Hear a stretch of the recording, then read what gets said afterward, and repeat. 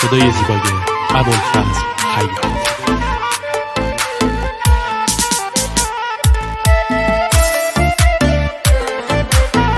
با ترانه زیبایی از محمد طبری. آهنگ تنظیم علی اسد. نجوا که غرگا بور سوار ببوشم لار دبوشم لار میدن خانه بورم کو دبوشم اولی بهار اشاد حلب و چایی آگنم پایین تلار کر سربت جبن ببر سرمس وشکار کر سربت جبن ببر سرمس وشکار چه سرجایی دا صفه سعبایی دا بلبل مستی آکنه کنه شکرکی دا بلبل مستی آکنه کنه شکرکی دا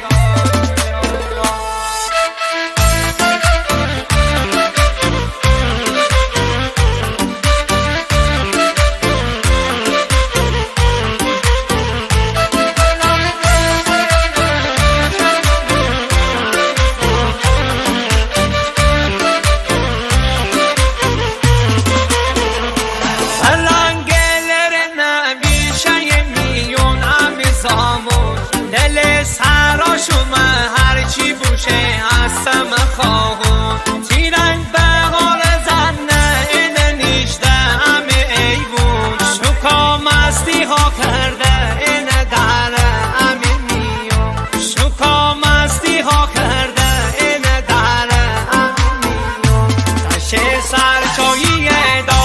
صفه سعبایی دا بلبل مستی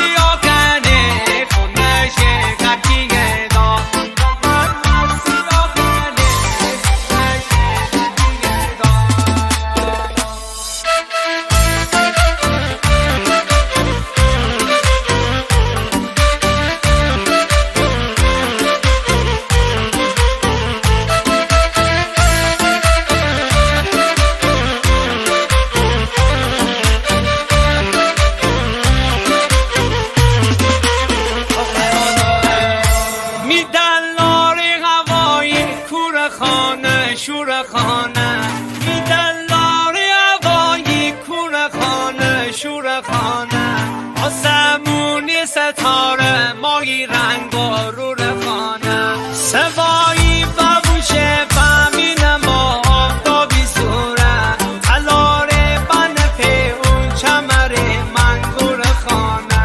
تلاره بنفه اون چمر منگور خانه تشه سر